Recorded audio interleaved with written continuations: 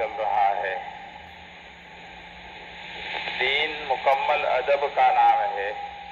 ہماری شریعت مطہرہ نے نبی کریم صلی اللہ علیہ وسلم نے اسلامی زندگی گزارنے کے تمام آداب انسان کو سکھلائے ہیں۔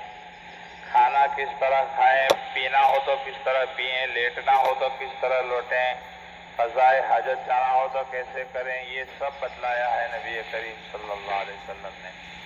یوں فرمایا علماء کرام نے، جو آدمی آداب پر عمل کرتا ہے اس کو سنت کی توفیق مل جاتی ہے، اور جو سنت پر عمل کرتا ہے اس کو واجب کی توفیق مل جاتی ہے، اور جو واجب کی توفیق جس کو ملتی ہے اس کو پھر فرض کی توفیق ملتی ہے۔ اس کے برخلاف جو آدمی سستی کی وجہ سے آداب کے اوپر عمل نہ کرے کہ چلو کیا ہے، ادب ہی تو ہے، مستحب ہی تو ہے، یوں سمجھ کر اس کو چھوڑ دے، تو ادب سے محرومی کے بعد سنت سے محرومی ہو جاتی ہے، سنت سے محرومی کے بعد واجب سے محرومی ہو جاتی ہے، اور واجب سے محرومی کے بعد فرائض بھی چھوٹنے لگتے ہیں، اس سے محرومی ہو جاتے ہیں۔ تو ادب بڑی اہم چیز ہے۔ انہی آداب کو سیکھنے کے لیے اللہ کے راستے کے اندر نکلا جاتا ہے، تاکہ کس طرح زندگی میں آداب کو پورا کیا جائے۔ ایک گھر میں رہتے ہیں تو باپ کے ساتھ کیسے گزارا کیا جائے، ماں کے ساتھ کیسے معاملہ کیا جائے، بہن ہے تو کیا معاملہ کیا جائے، بیوی ہے تو کیا معاملہ کیا جائے، پڑوسی ہے تو کیا معاملہ کیا جائے، یہ سب معاشرت اور آداب کہلاتی ہے۔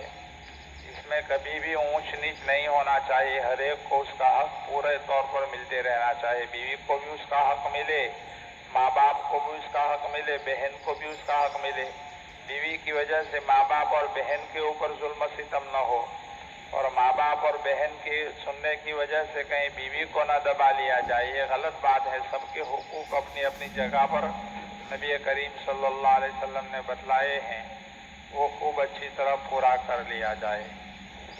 آداب کے سلسلے میں سب سے پہلے امام نووی رحمۃ اللہ علیہ کھانے کے آداب بیان کر رہے ہیں کہ انسان کھانا کھائے تو کس طرح کھائے۔ اس سلسلے میں سب سے پہلے چھوٹی سی روایت حضرت عمرو بن ابو سلمہ رضی اللہ تعالیٰ عنہ، جو ام المومنین حضرت ام سلمہ رضی اللہ تعالیٰ عنہ کے صاحبزادے ہیں۔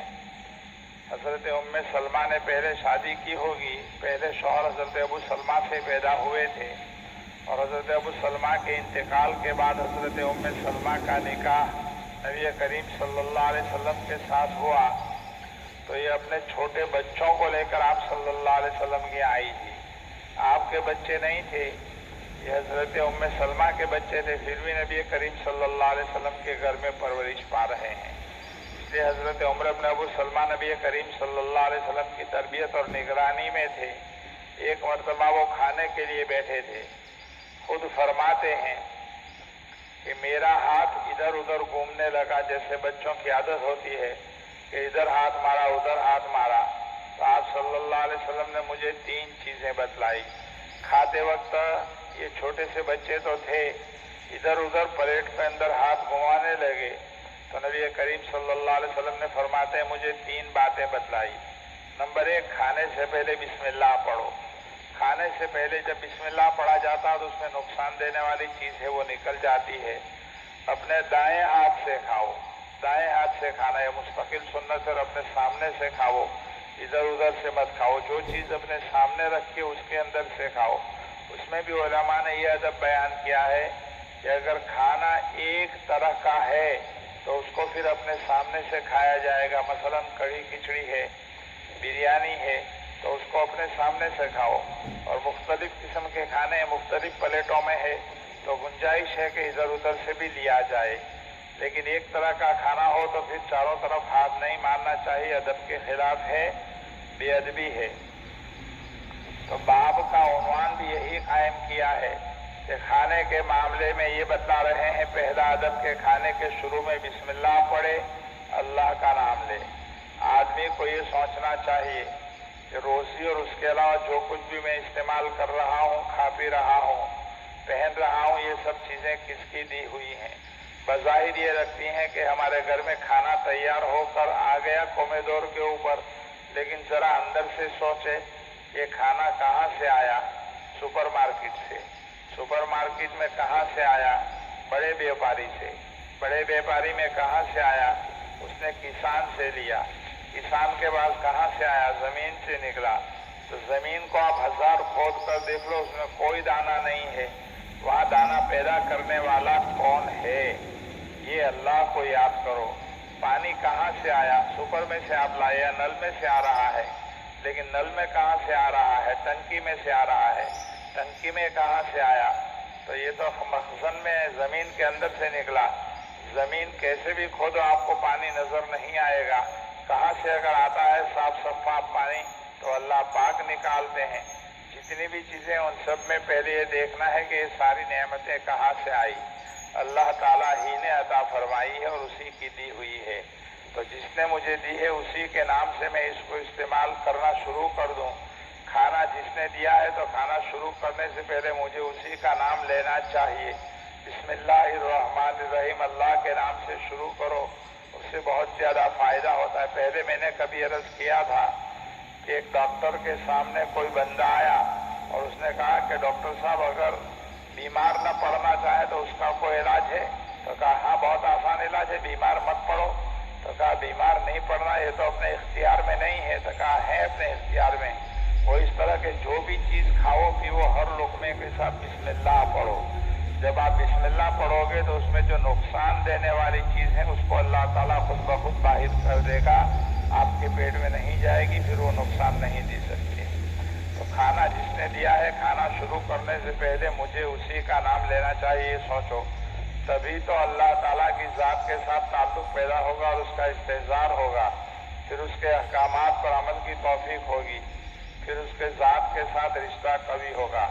مثلاً ایک آدمی کو کھانا کھلایا جائے اور بتلایا جائے کہ فلاں صاحب کی طرف سے دعوت ہے، تو اس کے دل میں داعی کے متعلق شکر کا جذبہ پیدا ہوگا، پھر شکر کے ساتھ یہی جذبہ داعی کے ساتھ محبت پیدا کرنے کا ذریعہ بنے گی۔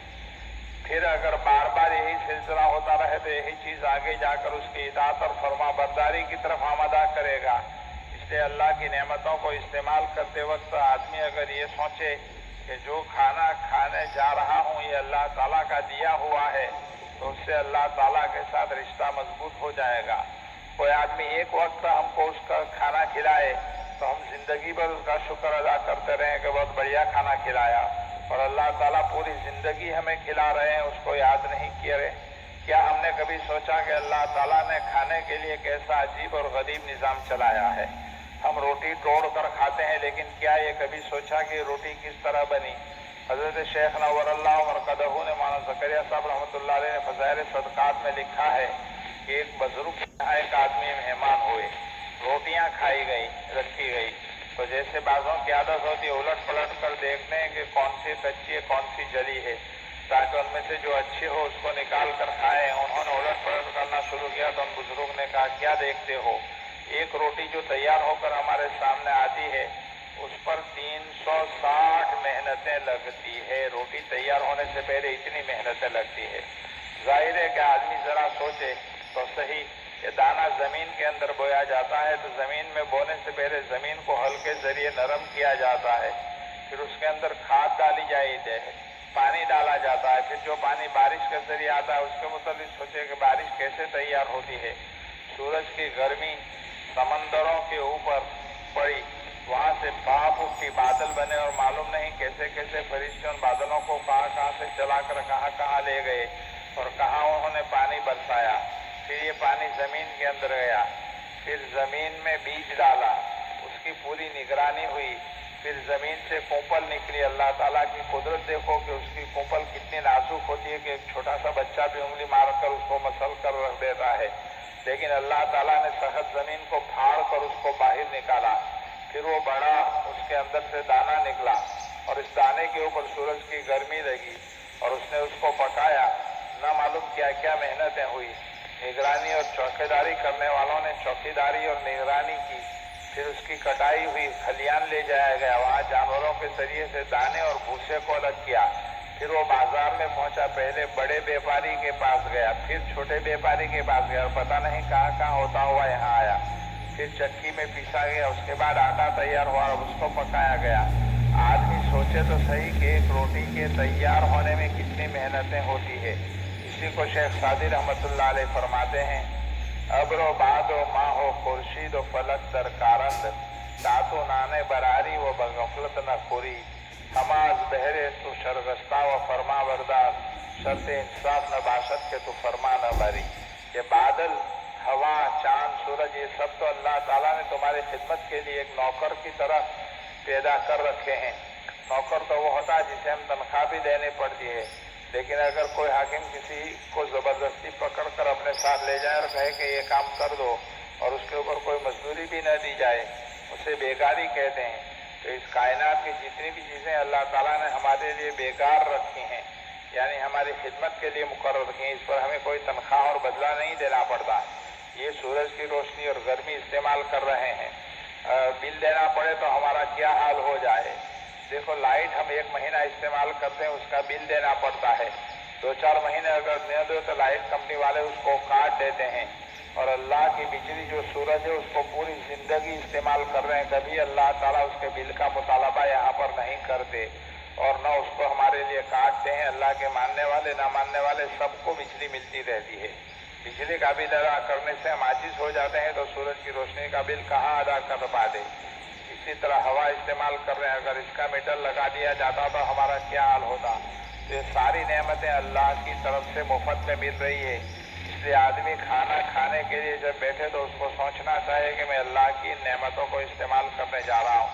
اسی لیے نبی کریم صلی اللہ علیہ وسلم فرما رہے ہیں، جس ذات نے ہمیں یہ کھانا دیا ہے پہلے اسی کا نام لے کر کھانا شروع کرو اور بسم اللہ پڑھو تاکہ اس کے ساتھ تعلق قائم ہو، اس کی محبت دل کے اندر پیدا ہو۔ ہمارے سامنے تو جب کھانا آتا ہے تو ہم بھوک کی وجہ سے ایسے بےتاب ہوتے ہیں اس پر ٹوٹ پڑتے ہیں، بسم اللہ بھی یاد نہیں رہتی۔ سب سے آسان طریقہ یہ ہے کہ کھانا کھاتے وقت گھر کا ایک بڑا آدمی ذرا آواز سے بسم اللہ پڑھ لے تاکہ سبھی پڑھ لیں، یا سکھانے کے لیے چھوٹے بچے کو کہیں کہ بیٹا بسم اللہ دعا پڑھا، وہ کون سی دعا پڑھتے ہیں تاکہ سب کو عمل میں آ جائے۔ کبھی یہ سوچتے ہی نہیں کہ کھانا کہاں سے آیا، حالانکہ صرف ایک لمحہ کے لیے استحضار کرنے کی ضرورت ہے۔ آدمی ذرا سوچے کہ اس وقت مجھ سے اللہ کا نام کیوں بلوایا جا رہا ہے۔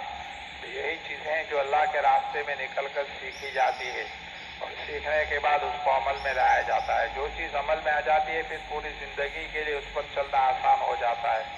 اصل چیز ہے کہ ہم تھوڑا سا دھیان دے دیں تو سیکھنا آسان ہو جاتا ہے۔